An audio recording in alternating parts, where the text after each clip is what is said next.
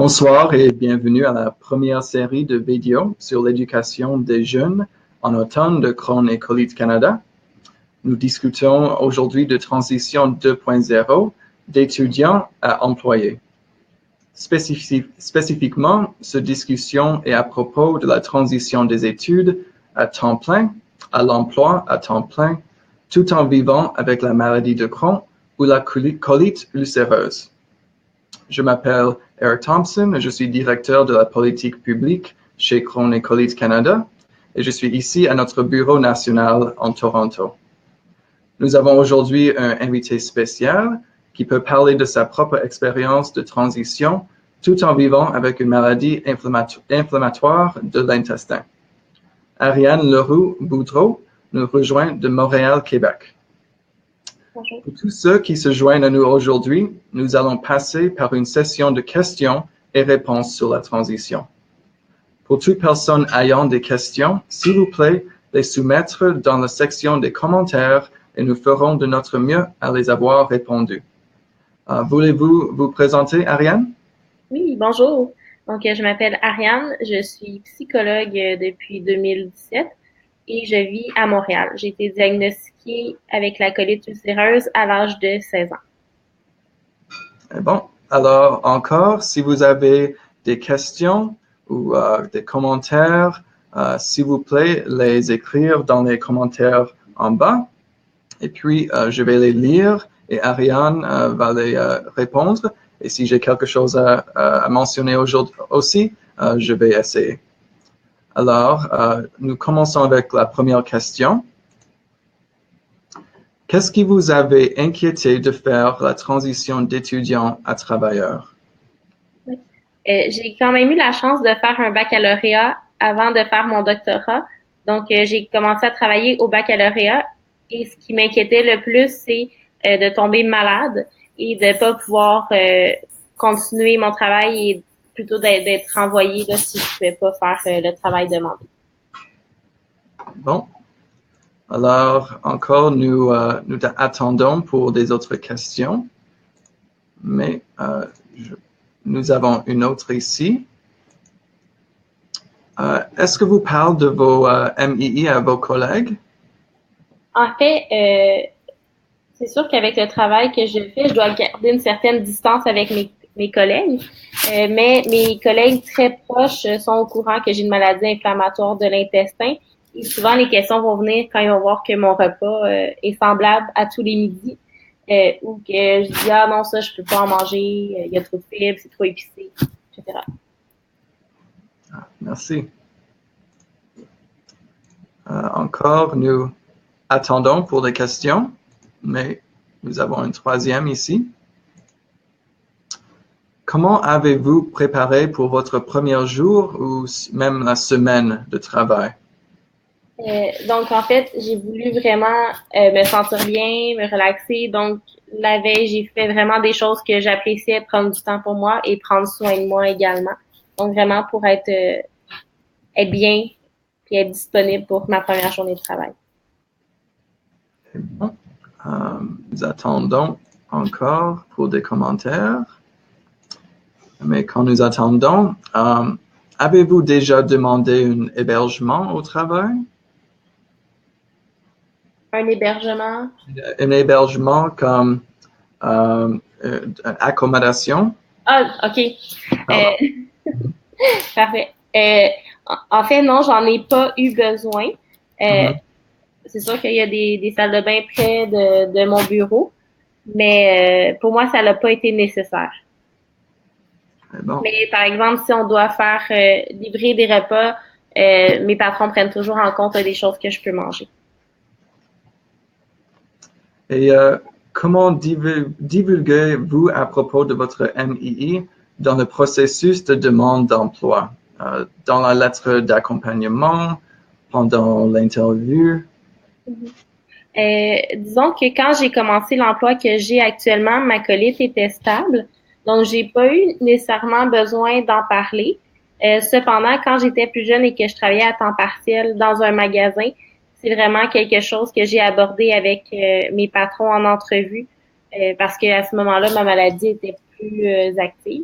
Donc, ils étaient vraiment très ouverts, comme c'était un travail à temps partiel, là, que d'avoir moins d'heures que la plupart de mes collègues, par exemple. Merci. As-tu déjà poussé à aller au travail alors que tu ne sentais pas bien? Oui, c'est arrivé vraiment fréquemment. Donc, c'est sûr qu'au début, j'étais vraiment plus gênée quand je me sentais pas bien. Mais avec le temps, j'ai appris à accepter ma maladie. Donc, oui, ça arrive que je vais au travail même si je me sens pas bien.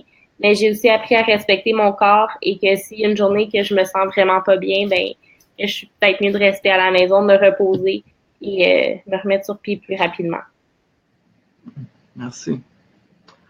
Avez-vous déjà l'impression de laisser tomber vos collègues lorsque vous prenez un congé de maladie? Comment gérez-vous ce sentiment? Oui, disons que dans mon travail, je travaille avec beaucoup de gens, mais je suis plus en individuel avec des patients. Donc, c'est sûr que si je dois annuler pour parce que je me sens pas bien, que je suis malade pour un patient, c'est sûr que pour moi, j'ai un certain sentiment de culpabilité. Mais avec le travail que je fais, c'est toujours préférable d'être à son maximum, de se sentir bien à 100% pour être vraiment disponible pour les autres. Donc, je crois que c'est la meilleure solution à faire, c'est vraiment de prendre soin de soi avant de prendre soin des autres. Okay. Nous attendons encore pour des questions. Si vous avez une question encore, vous pouvez écrire en dessous et je vais les lire. Des conversations au sujet de votre MII ont-elles changé la façon dont les gens au travail vous voient ou traitent? Non, c'est sûr que je travaille avec des gens qui sont très empathiques parce que mes collègues sont psychologues pour la plupart. Et je dirais que lors d'un dîner, j'expliquais justement à des collègues que j'avais des restrictions alimentaires, qu'il y avait des choses que je pouvais pas manger. Et il y a une collègue que ça faisait 2 ans que je connaissais, elle m'a dit, donc, est-ce que c'est une maladie chronique que tu as? Et là, j'ai dit non, c'est une qualité ulcéreuse. Elle a dit, ah, mais moi aussi. Et tous les gens autour de la tête étaient vraiment surpris de savoir qu'elle était malade, qu'elle avait cette maladie-là parce qu'elle n'en avait jamais parlé. Et le fait qu'on en parle ensemble ouvertement comme ça sur l'heure du dîner, ben, je pense que c'était vraiment intéressant pour elle aussi d'avoir la chance d'ouvrir sur le sujet. Intéressant. Alors, ce façon, penses-tu que si quelqu'un voulait parler de son état à un employeur éventuel, penses-tu que ça c'est la meilleure façon de faire cela, d'avoir une conversation plus informelle ou que penses-tu? Je crois que ça dépend un peu du cadre de travail aussi, si c'est une petite entreprise ou une grosse entreprise. Mais je crois qu'il faut faire confiance aux gens et leur expliquer leurs conditions parce que comme c'est un peu une maladie invisible, les gens peuvent penser plein d'autres choses. En fait, qu'on se sent pas bien, donc qu'on veut pas travailler, qu'on est paresseux, qu'on arrive en retard, mais qu'on a vraiment une condition médicale associée à ça. Donc, je pense que d'être franc et ouvert peut faire en sorte que les gens peuvent mieux accepter notre condition. Merci. Quel conseil donneriez-vous aux étudiants sur le point d'entreprendre une recherche d'emploi ou de travailler à temps plein? En fait, il faut pas s'arrêter à la maladie, il faut croire en nos rêves, il faut pas changer de rêve de carrière parce qu'on a une maladie inflammatoire de l'intestin. Donc vraiment, de se faire confiance et d'accepter la condition que peut-être on ne pourra pas travailler autant qu'on voudrait, aussi longtemps qu'on voudrait, mais plus on va respecter notre corps, plus il va nous accompagner à travers la maladie. Okay, merci. Et le fait d'entrer dans le monde du travail, était-il intimidant ou qu'est-ce que vous sentez à propos de ce sujet? Parce que c'est déjà intimidant, mais quand tu dois penser de ton santé et comment les autres vont peut-être savoir ou veut demander des questions, c'est toujours difficile avec un emploi, mais qu'est-ce que c'est tes idées à propos de ça? C'est sûr que quand on est à l'université, par exemple, aux études, si on manque un cours, il y a une répercussion sur le plan scolaire, mais on n'a pas à justifier nécessairement notre absence. Donc, de cette façon-là, c'est plus facile. si on est trop fatigué, ben on peut manquer le cours, puis nos collègues vont nous donner les notes, par exemple. Donc ça, c'est sûr que c'est une adaptation à faire parce qu'on est plus contraint à une certaine routine. Oui, ça peut être un petit peu intimidant, mais je pense qu'à la longue, on s'habitue aussi. Puis plus on accepte la maladie, mieux on vit avec ça. Puis plus on accepte, ben moins on est stressé. Donc moins on a de symptômes physiques aussi. Okay, bon.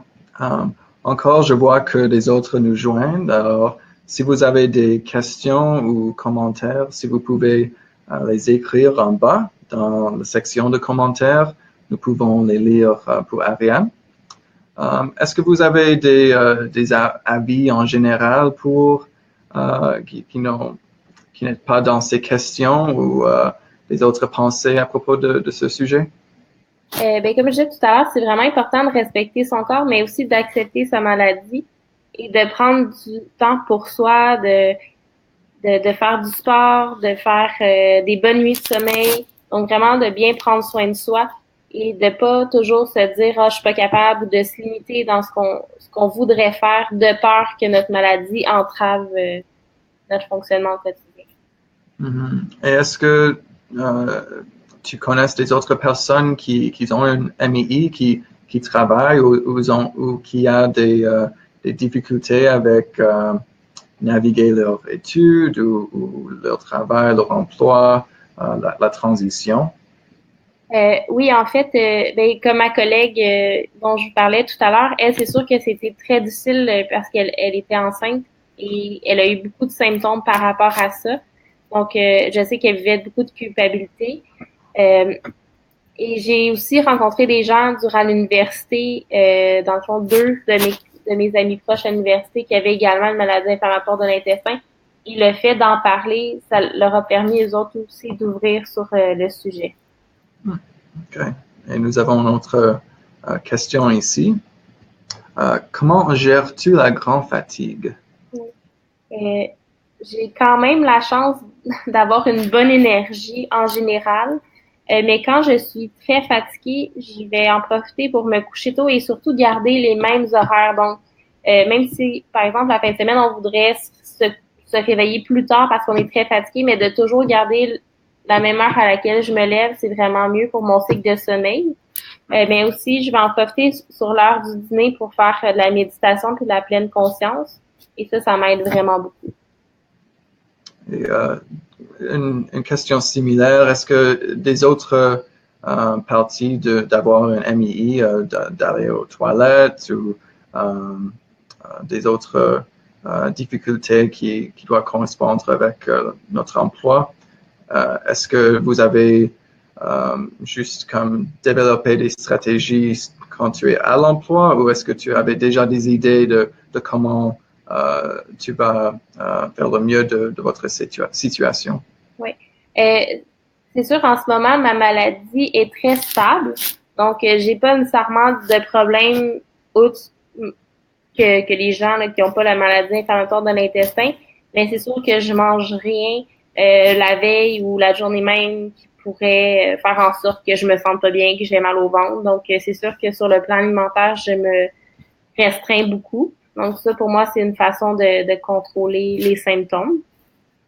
Mm-hmm. Et c'est vraiment ça. Et dans votre expérience ou les autres que tu connaisses qui ont un MI et travaillent, est-ce que tu penses que ça a affecté leur décision de quel type d'emploi de chercher, comme quelque chose qui est dans un bureau, peut-être serait plus facile de naviguer que de travailler dehors, une autre capacité? Oui. Est-ce que ça a affecté ces décisions, penses-tu? Oui, en fait, ben, quand j'étais plus jeune, je voulais être soit psychologue ou policière.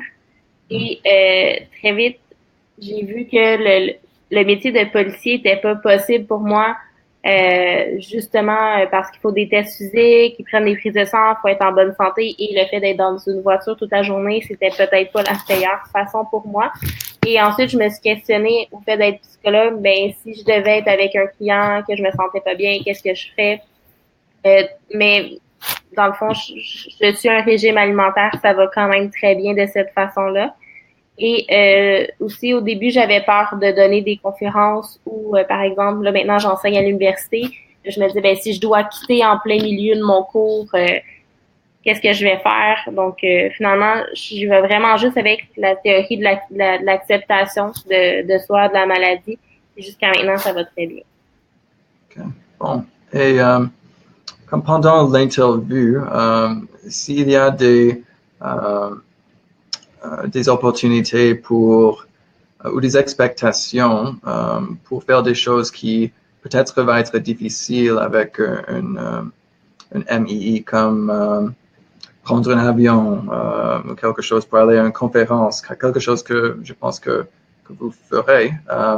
Est-ce que tu penses que c'est une bonne idée de dire à ce moment, je vois que c'est une expectation, mais ça c'est peut-être un de mes concerns, ou que penses-tu c'est le temps de adresser les concerns qu'un employé peut avoir de l'emploi? Oui. Ben, je pense que c'est important de nommer les limites qu'on peut avoir, mais aussi, il faut pas nécessairement éviter, donc d'avoir peur que quelque chose arrive. Donc, par exemple, de ne pas vouloir prendre l'avion sous principe qu'on pourrait ne pas se sentir bien. Euh, donc, plus on va éviter, plus notre corps va générer des sensations physiques de stress. Et on sait que le stress génère plus de sensations ou de manifestations de la maladie inflammatoire de l'intestin. Donc, oui, de respecter son corps, par exemple, quand la maladie est active, c'est important de nommer ces limites-là. Et quand la maladie va bien, c'est important de continuer là, une routine normale. Et tu parles, avant, je vais demander encore pour toutes les personnes qui nous voient, que tu écris les commentaires en bas et je peux demander les questions pour Ariane.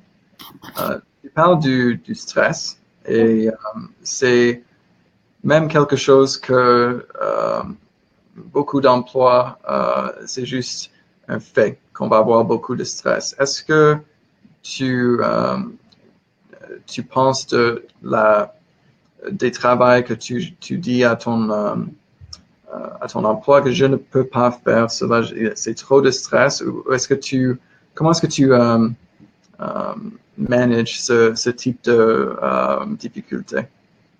C'est sûr que je suis quelqu'un qui aime beaucoup l'adrénaline et les situations de stress.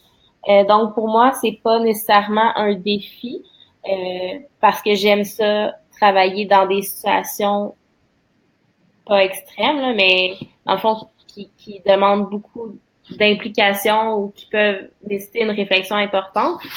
Mais pour bien gérer son stress, c'est vraiment important d'avoir une bonne hygiène de vie, une bonne routine de sommeil, une bonne alimentation, faire du sport, mais aussi prendre soin de soi. Puis comme je disais tout à l'heure, tout ce qui est méditation, pleine conscience, c'est vraiment aidant.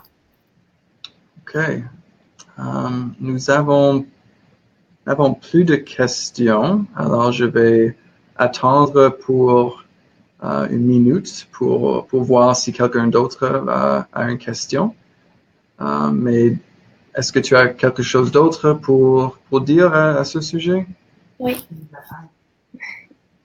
J'entends mon conjoint en arrière qui me dit maintenant tu fais du camping. Donc en fait, avant je voulais pas du tout faire de camping parce qu'être pris dans le bas sans salle de bain, c'est vraiment pas évident. Et ben, j'avais peur qu'il arrive quelque chose justement en lien avec ça. Et ben, avec mon conjoint, je dis ben on va y aller, ça va nous faire du bien, tu vas prendre de l'air, puis finalement, ben ça s'est juste très bien passé. Donc de pas avoir peur de faire des situations ou de s'empêcher de vivre normalement parce qu'on a une maladie inflammatoire de l'intestin. Ah oui, c'est de bon avis.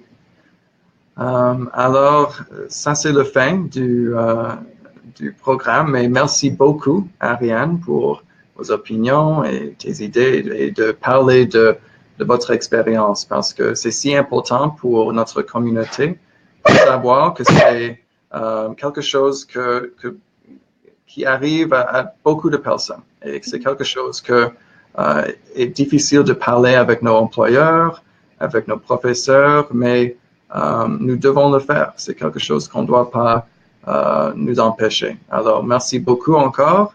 Si je peux, Merci. si je peux rajouter, Euh, tous les gens à qui j'en ai parlé se sont vraiment montrés ouverts d'esprit. Et plus j'en parlais, plus des gens disaient, ah, mais moi aussi, je connais quelqu'un. Ah, ma mère aussi a ça. Donc, plus on va en parler, plus les gens vont s'ouvrir, puis plus ça va devenir une normalité pour les gens de côtoyer des gens qui ont une maladie inflammatoire. Exactement. Merci encore, Ariane, et bonsoir. Bonsoir.